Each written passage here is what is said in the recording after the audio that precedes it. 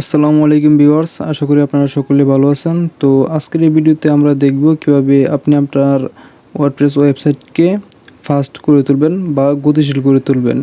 কারণ আমাদের একটি ওয়েবসাইটে একজন ভিজিটর যদি 3 সেকেন্ডের উপরে লোড নেয় তাহলে সে আর এই ওয়েবসাইটে স্টে করবে না। তো আমাদের ওয়েবসাইটটি 3 সেকেন্ডের মধ্যে যাতে রিলোড নেয় সেটির ব্যবস্থা করতে হবে। তো আমরা প্রথমে দেখব আমাদের ওয়েবসাইটের স্পিড কেমন। তো সেজন্য আমরা একটি ওয়েবসাইটে যাব।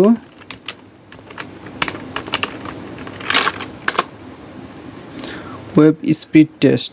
তো আমরা আমাদের ওয়েবসাইটটির স্পিড টেস্ট করব। অ্যানালাইটিস, দেন কিছুক্ষণ অপেক্ষা করতে হবে, তারপর তারা জানিয়ে দেবে যে আমাদের ওয়েবসাইটের স্পিড কেমন।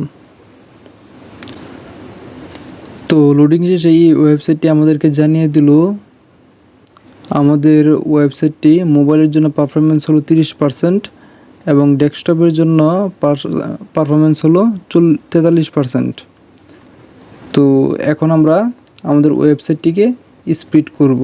তো আমরা কীভাবে করব, দেন প্রথমে আমরা চলে যাব এয়ারলিফট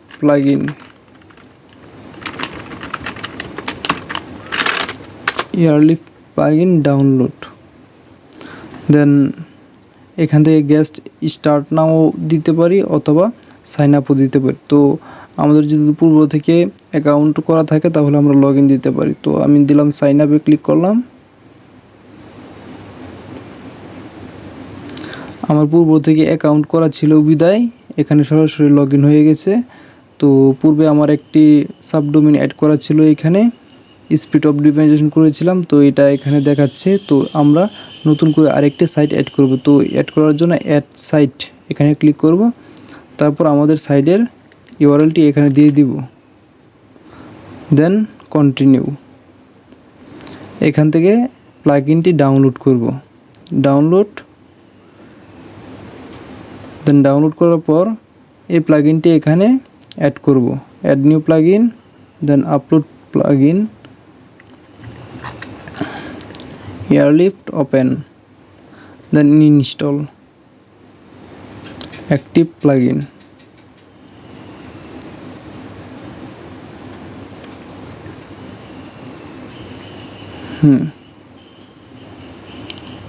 প্লাগইনটি অ্যাক্টিভ হচ্ছে এবং এখান থেকে টেস্ট প্লাগইন দিয়ে দিলাম, দেন ইন্টিজেল SYNC এটাতে ক্লিক করলাম, দেন ইন্টিজেন হচ্ছে। তো আমাদের কিছুক্ষণ সময় অপেক্ষা করতে হবে ওয়েবসাইটটি ফাস্ট হওয়ার জন্যে।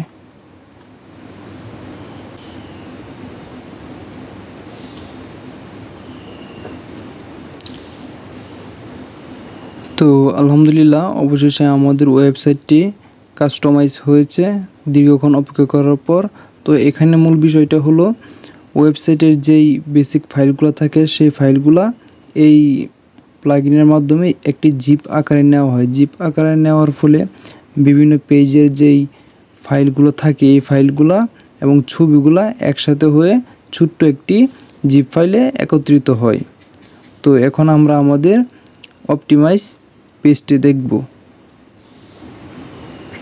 তো এখানে দেখতে পাচ্ছি এটি আমাদের ওয়েবসাইট। তো ভিজিট অরিজিনাল পেজ, এটাও আমরা ভিজিট করলাম। দেন এখানেও দেখতে পাচ্ছি একই রকম।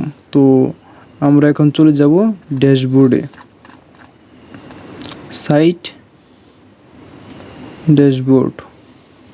দেন এখানে দেখছি যে 56% অপটিমাইজ হয়েছে। দেন এটা আরও হবে, একটু সময় অপেক্ষা করতে হবে। এখানে দেখাচ্ছে 10 মিনিট 30 সেকেন্ড পর আবারও অপটিমাইজ হবে। তো কিছুক্ষণ পূর্বে আমরা দেখেছিলাম যে 28%, এখন 56%।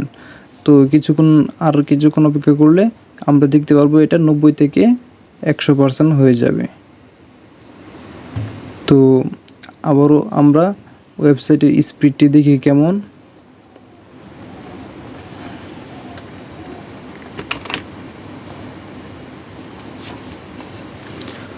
ওয়েবসাইটের স্পিডটি দেখতে আরও কিছুক্ষণ সময় অপেক্ষা করতে হবে।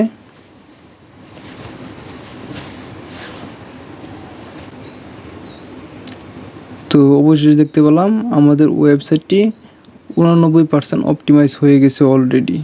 তো এটা হিউজ। তো 24 ঘন্টা পর এটা আরও অনেকটা বাড়বে। এভাবেই মূলত ওয়ার্ডপ্রেস ওয়েবসাইটের স্পিড অপটিমাইজেশন করতে হয়। আশা করি এই ভিডিওটি দেখে আপনারা অনেক উপকৃত হবেন। ধন্যবাদ। আর অবশ্যই এরকম অপটিমাইজ করতে পারলে আপনি যদি লোকালি কাজ করেন বা বাইরের কোনো ক্লায়েন্টের কাজ করেন, দেখা যায় যে এর জন্য অনেক বেনিফিট রয়েছে। বা এই ওয়েবসাইটগুলোর স্পিড অপটিমাইজেশন করতে গেলে ফাইবারেও অনেক এর চাহিদা রয়েছে। ধন্যবাদ আমাদের এই ভিডিওটি দেখার জন্য।